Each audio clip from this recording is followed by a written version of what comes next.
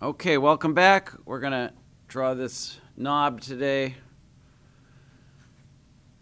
And we are going to begin with an axis of symmetry. Whenever you're drawing a symmetrical form like this, it's a good idea to place a very faint vertical line on your paper. How big should we make it? It's a good idea to draw it sight size, so as big as it is on the screen. But you can draw it a little bigger or a little smaller than that. So we're going to use some fractional thinking to divide this thing up.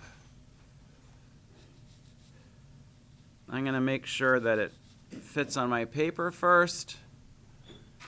And I'm going to be thinking about the overall height and then the height of the main landmarks. So we're going to consider this a main landmark and estimate about how far down this first line is. And that's a little hard because I would call it less than a third. If I measure, I get a second unit here and a third unit here. So that gives us basically about 1, 2, 3, 4, 5, 6, about 2/7 of the way down, which is a hard, let's just say it's a little less than a third.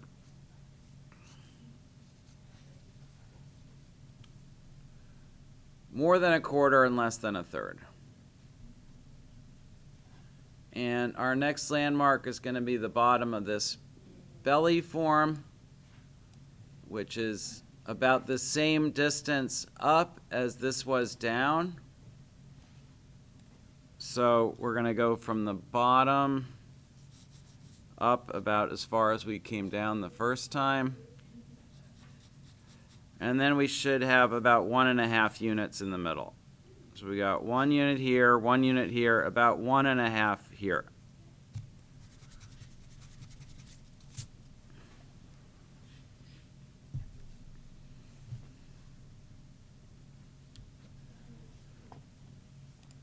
Now we want to compare some of the heights that we just found to which we know to widths which we don't know. So I would say this is basically about the same proportions as a cranium. It's about 20% wider than it is tall. So try to make a rectangle. It's about 20% wider than it is tall.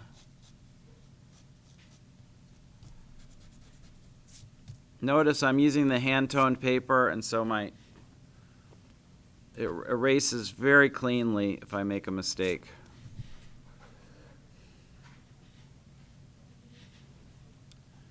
And notice that the neck runs about halfway between the center axis and the outside of these of the top thing. So the neck runs approximately centered between here and here.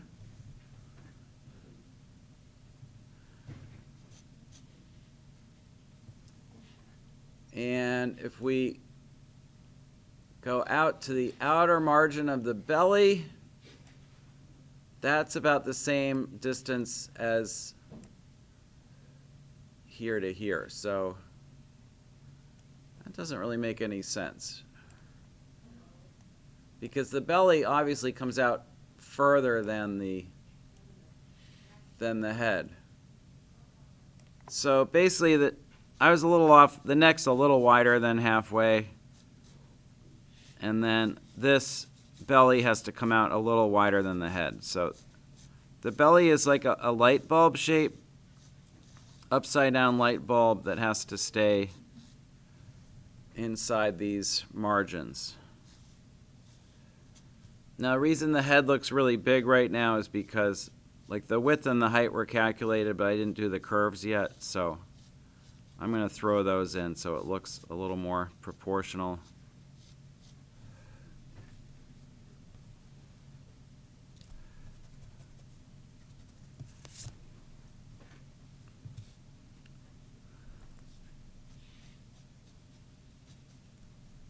And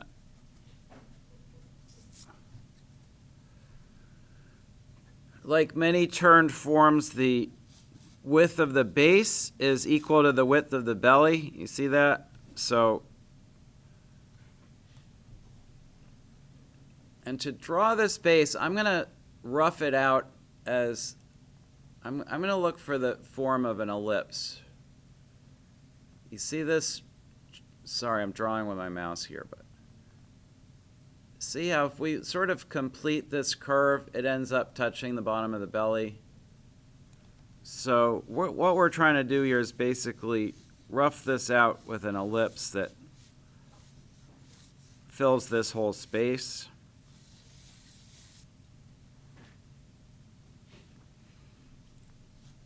And then we're going to draw these inverted parentheses here and here, which are about the same width as the neck.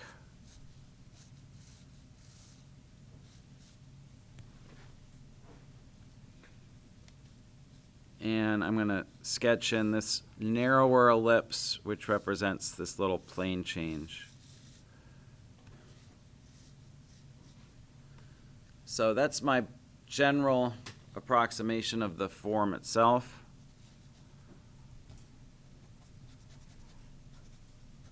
And I'm going to erase some of my construction lines now.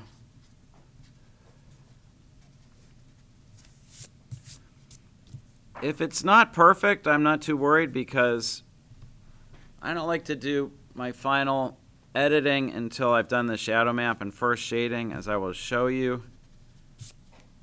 So what we're going to do now is shadow map the head.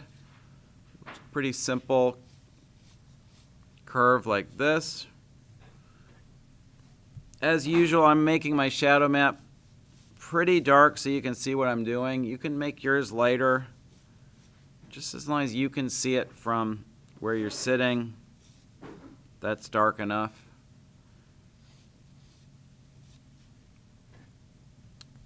And I can see how the light ends here along a cast shadow, and then it ends down here along a form shadow.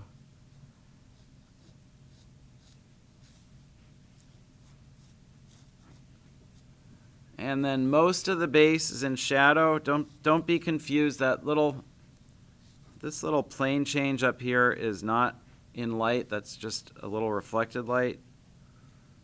The thing that most people have the hardest time with is leaving enough room for this shadow right here. You see what I'm pointing to? So make sure you make this shadow wide enough. And then it doubles back, turns into a cast shadow along here. And then there's a cast shadow on the ground.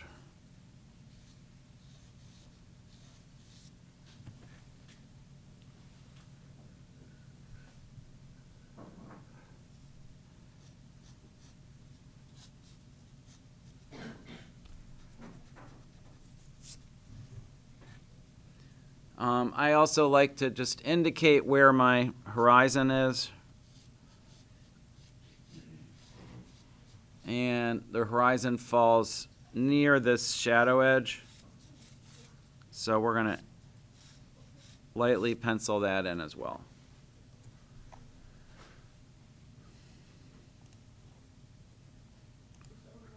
Okay, so I'm left-handed. I'm going to do this left-handed. If you're right-handed, you're going to go the other direction, please. And this is the first shading of the darks. And I'm just going right up to the edges of my shadow map. Notice I am not stopping when I get here and then starting again. I'm shading right over the line. Whenever there's two adjacent shadow shapes, just shade right across. And I'm not varying my shading direction at all. I am just lightly hatching in one direction.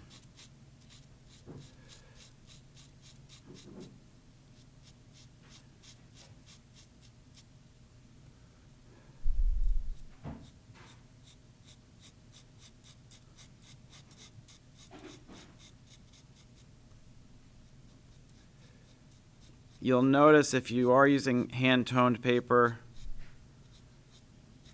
the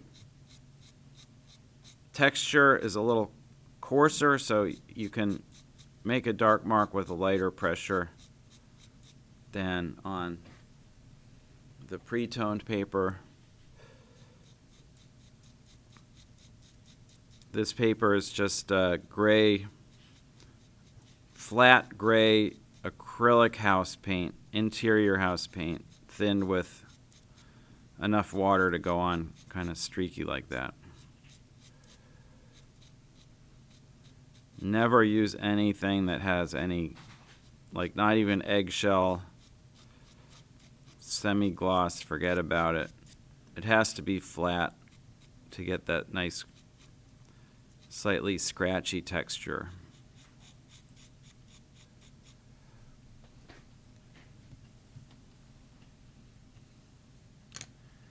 And I like to do first shading right at the start with white as well.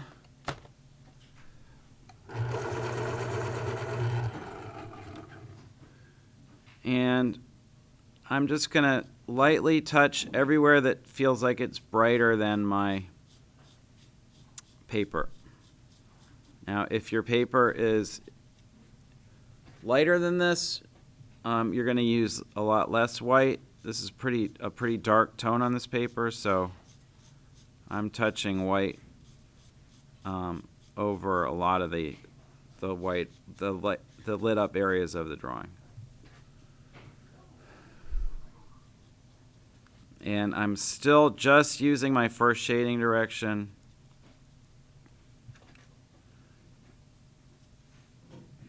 If you catch a little construction line that you didn't erase yet, just clean it up before you shade over it because you can't erase it later. And I'm going to shade white on my ground plane, not on the wall, because the wall is obviously a step darker than the ground plane.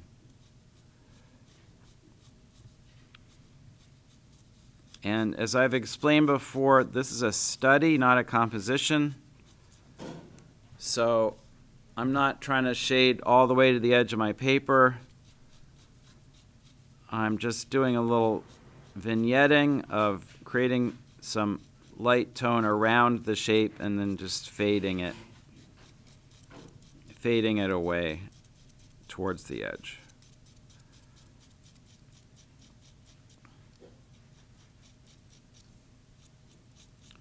When you do a study, you're allowed to be completely oblivious to the way it's composed.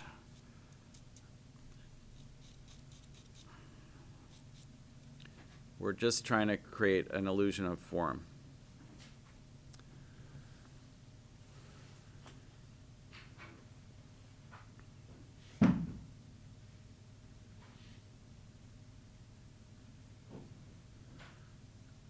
Okay, so this is a really important stage of the drawing because at this stage you can see how it looks in 3 dimensions because your values are giving your brain some clues about the form. And that means you can see ways that the form may not be perfect. So this is the stage of any drawing where you should make your corrections.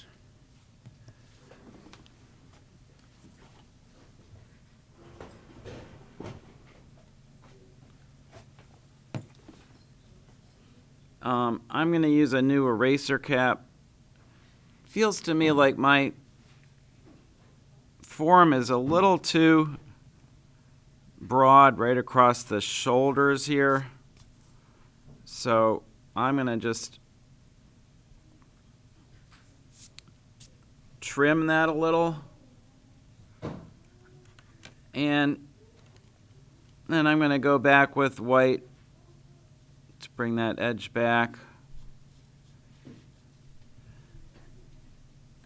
And if you're doing this right, it will feel like sculpting. You're actually just shaping, you're using light and dark to shape the form.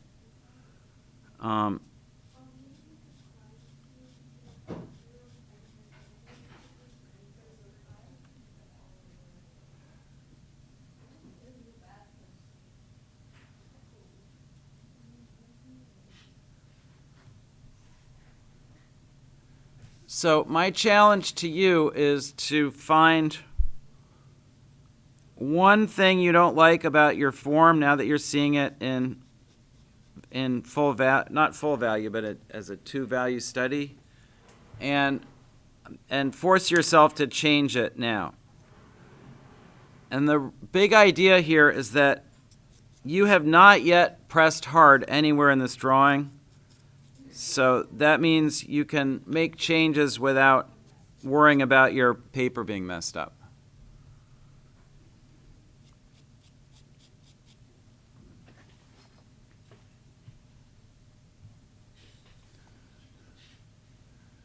And what you want to do is look back and forth between your drawing and the reference multiple times to make sure that the pattern of light and dark corresponds and that there's a nice symmetry between the two forms.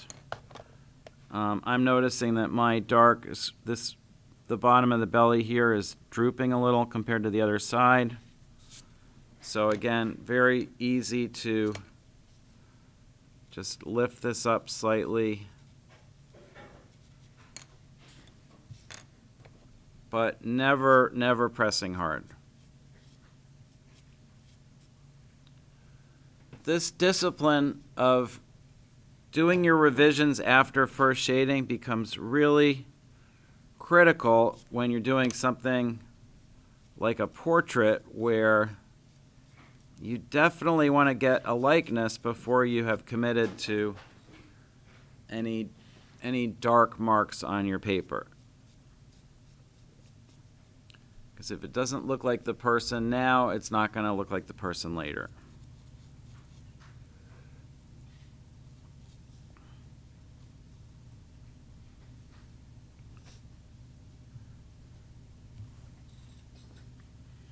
And this is usually a stage that a lot of people want to skip over because it's not as satisfying as what we're going to do in a second, which is the darker darks and the lighter lights and the edge shading, but it's so important to get this right.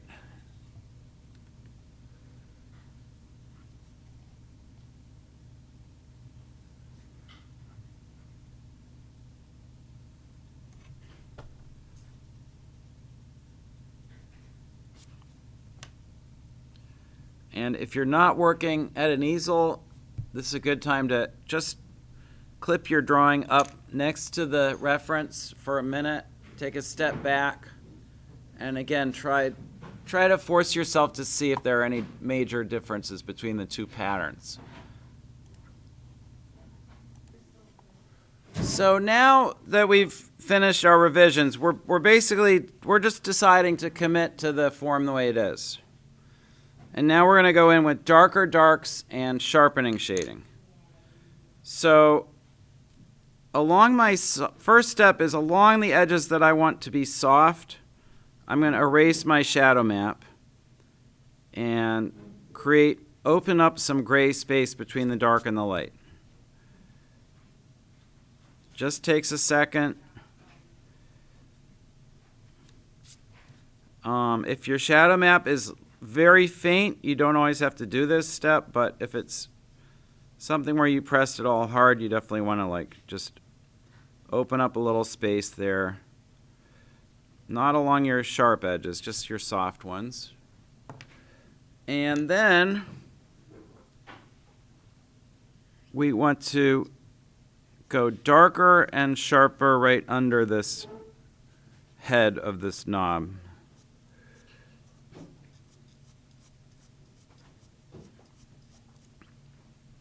And this feels like we're outlining the form, but it's not an outline.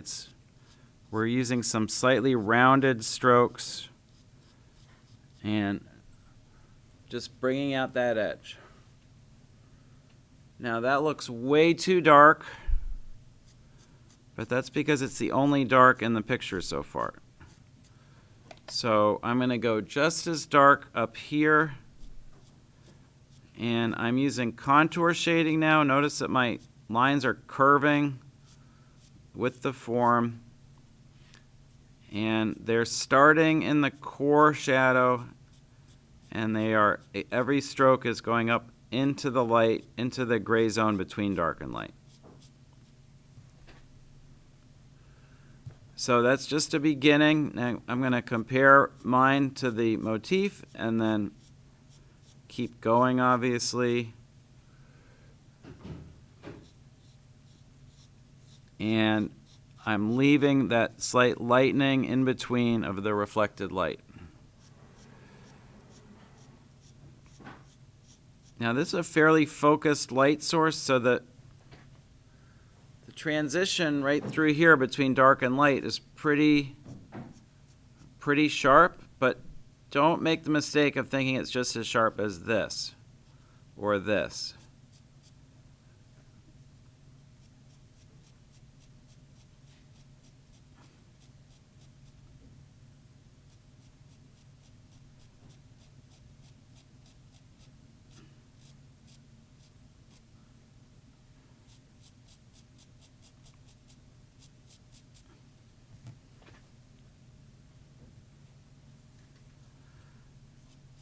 Now, there's an aesthetic choice to be made. Some artists like to really show that the clear contours of the contour shading, and some artists use a lighter touch and want the shading to kind of disappear.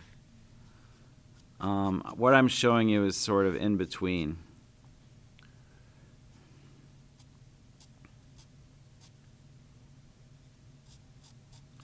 So notice on the neck here, I'm switching to vertical shading to sharpen this edge.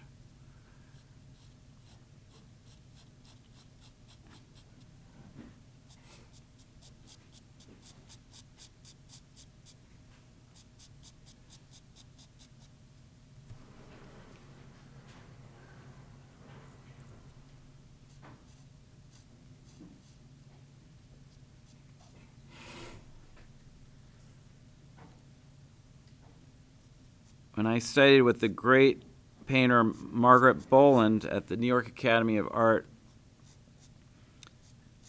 she always emphasized the fact that all the great artists of the past had definite procedures for their work. And that if you learn the procedure, you would succeed. And that was very new thinking to me then, because I really had been brought up to believe that procedure was less important than just raw talent and drive and passion. And we were raised in the 70s to be distrustful of anything that involved like a step-by-step approach to making a drawing or painting. But I've come to believe that knowing some steps to make something look good is really, really useful. It doesn't mean you have to follow the same steps for your whole life. Great artists in every generation invent new ways of doing things, but if you don't learn any procedures, your chance of success is very minimal in my view. So I'm carrying along here with sharpening strokes.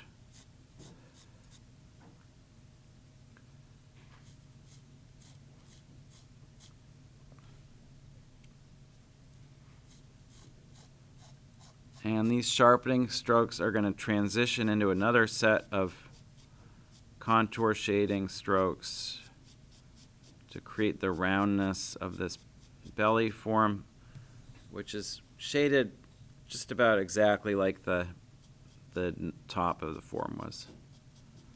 These little upward turning strokes that curve with the contour on the right and then gradually change direction until they are curving with the contour on the left.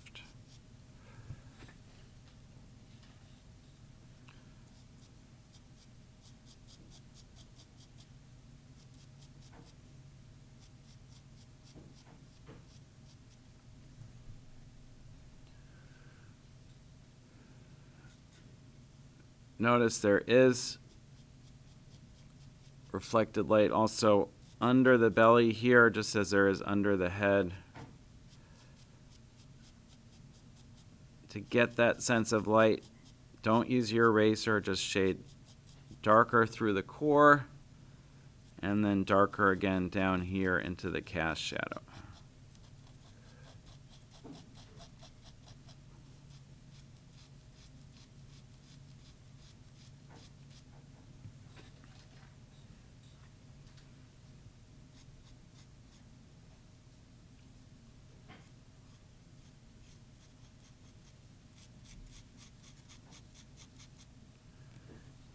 So I was trained to just put in my final lightest lights at the very end of a drawing.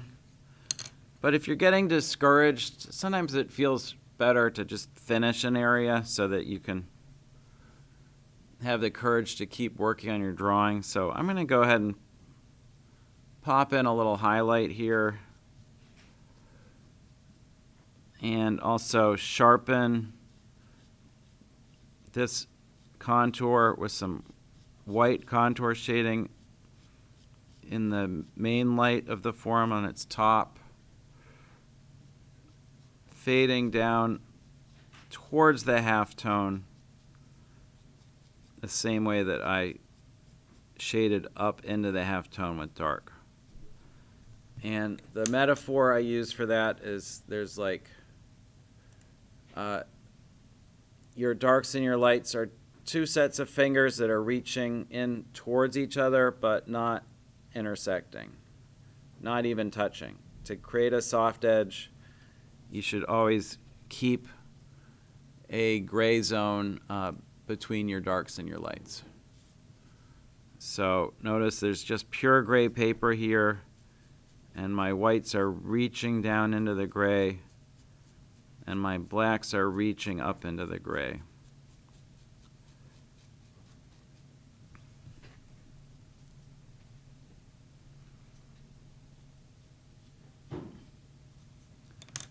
And at this point, it's kind of annoying to me that my original outline drawing is showing there, so I'm going to clean that up.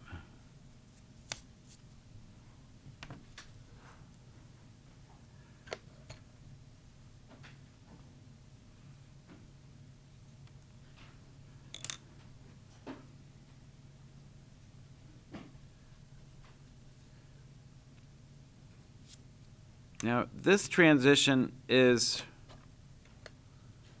cast shadow transition, and you'll notice it's sort of banded. There's like a gray zone and a white zone on one side and a dark zone on the other.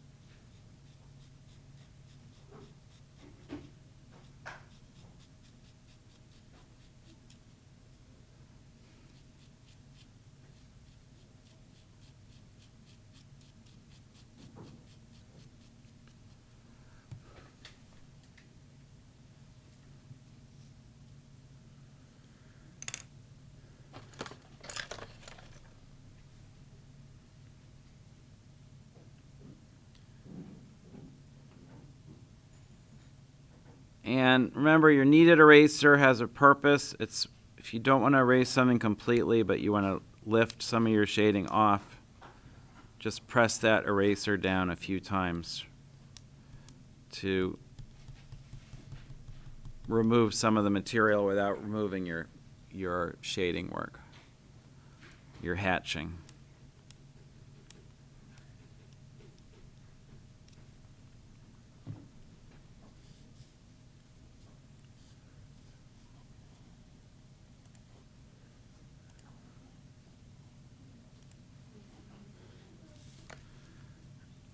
Okay, so we're gonna go just a little lighter on the belly here. Notice I'm shading up into this gray zone, but I'm trying to keep my lines very tightly organized. It's not a super soft edge, but it's because it is a cast shadow. But it's not a super sharp edge either, so.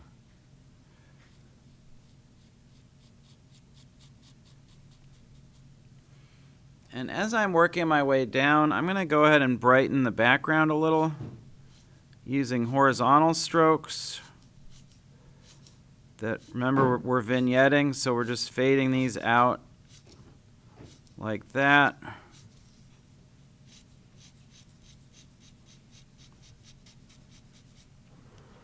And then we're going to sharpen that edge with a nice sharp point and a very light touch.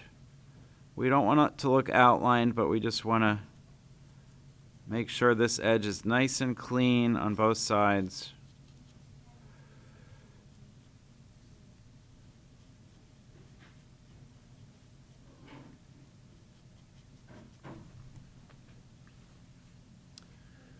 Now we're going to run into a little confusion right here because we can't really, it's hard to tell what's lighter, the form or the background. So let's zoom in.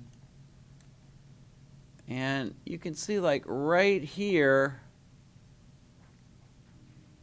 they just bleed together. This is the point where the background and the form are the same value.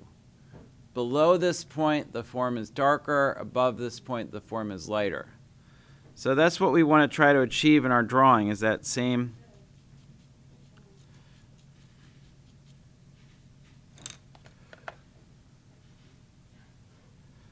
So the form is a little darker than the background to here.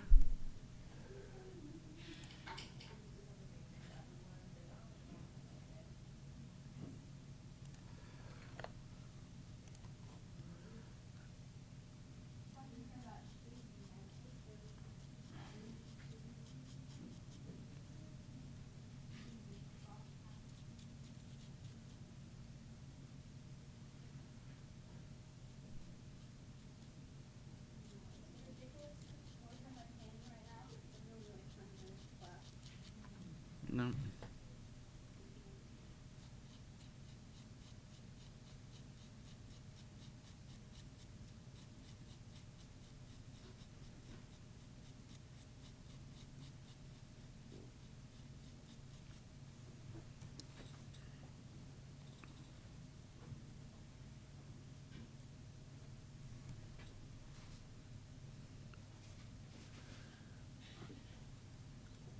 So I don't want to make too much of this, but every beginner drawing like over defines every edge, even edges that kind of disappear in the motif.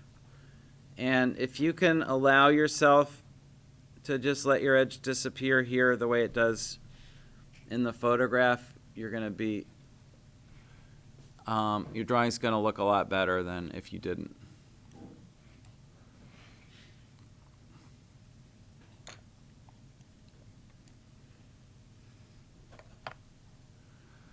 Okay, so we're going to try to deal with this secondary curve now. Notice that the top is really dark, so I'm going to define that with one of my dark values. We're basically dealing inside of shadows like this with an inversion of what happens in the light. In the light, things that face the ceiling are usually lighter. In the shadow area like this, things that face the ceiling are darker. So I'm focusing on finding those upward planes, which are here and here, and darkening them. And I'm leaving that intermediate plane alone.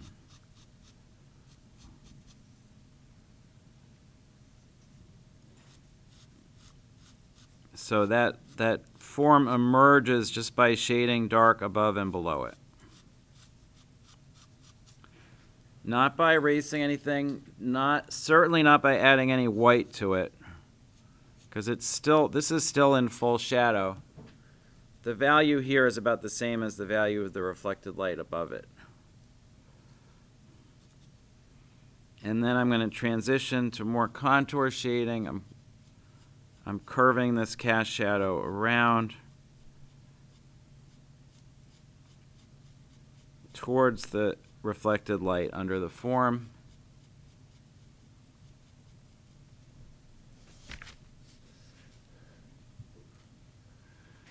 And then I'm looking for the core shadow of this base, which again curves up towards the halftone.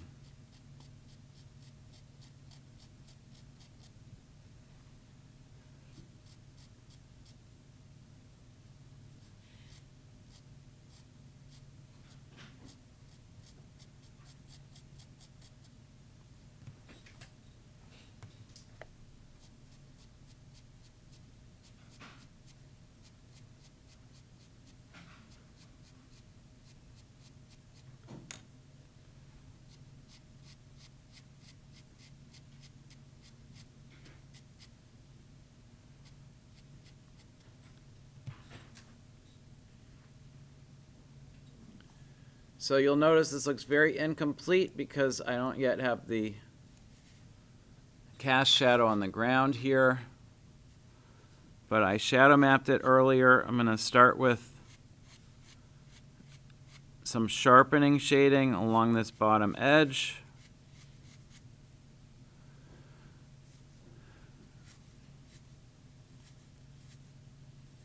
All the way around. Make sure you put enough of a curve here. Most people flatten this out somewhat because they think it's a flat table, so things sitting on it have to be flat. That's kind of very primitive thinking, but a lot of people succumb to it.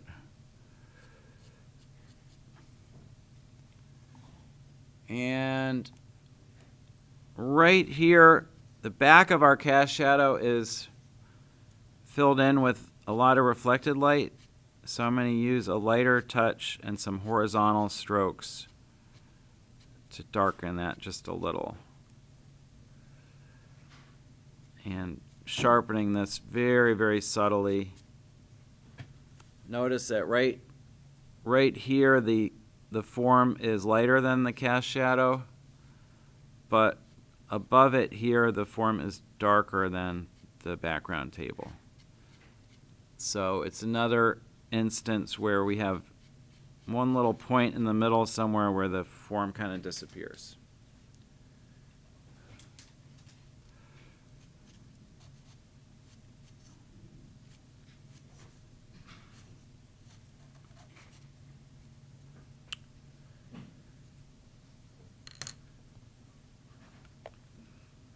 And I'm going to work my way down, brightening the tabletop and vignetting with my horizontal light strokes, sharpening just a little,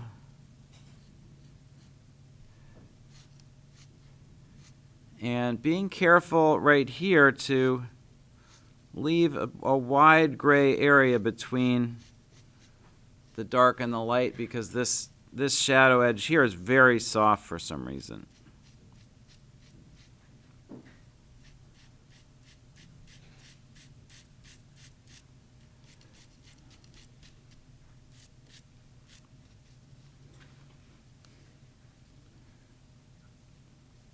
And I'm doing the same thing on the other side. Going right up to the edge with my horizontal strokes. And then backtracking with just a little bit of sharpening strokes to tighten up that edge.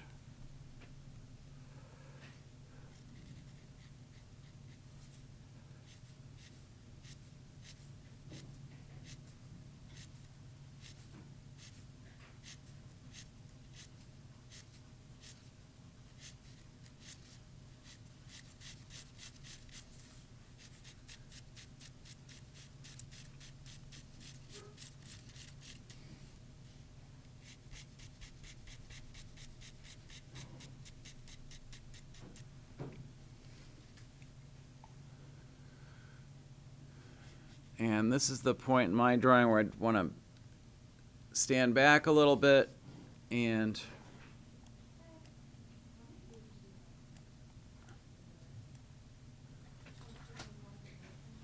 check for any major flaws. This looks a little sloppy to me right through here, so I'm going to clean that up.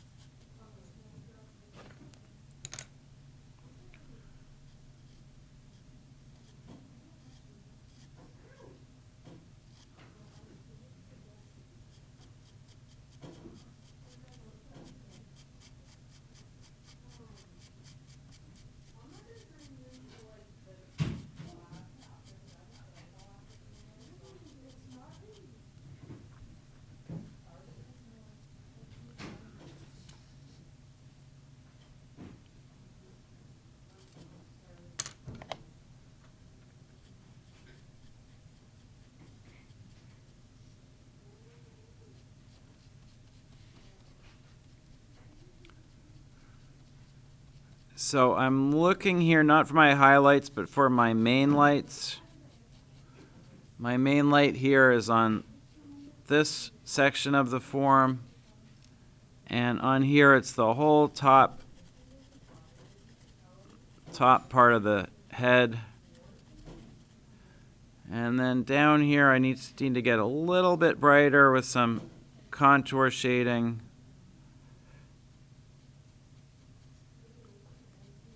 Through this part of the form.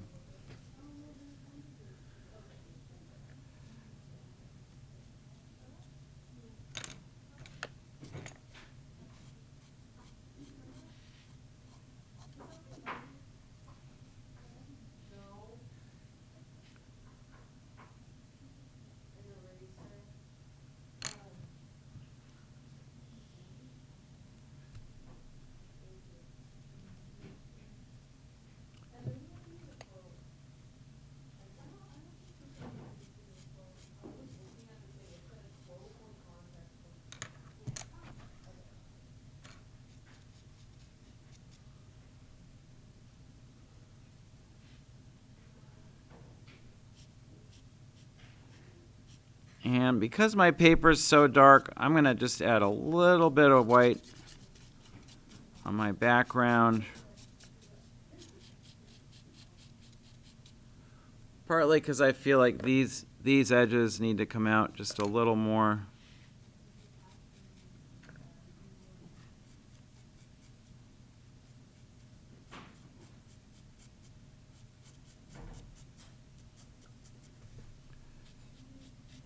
Again, vignetting out towards the edges.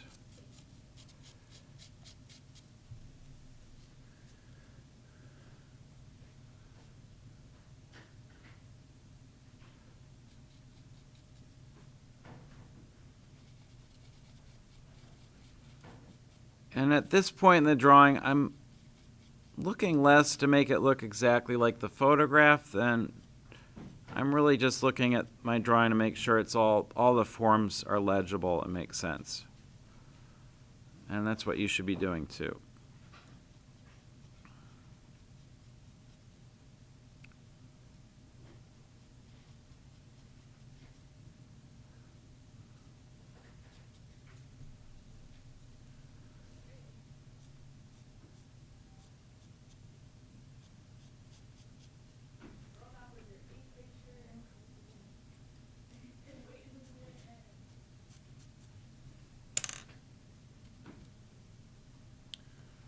Okay, that'll do it for this video. Thanks for watching.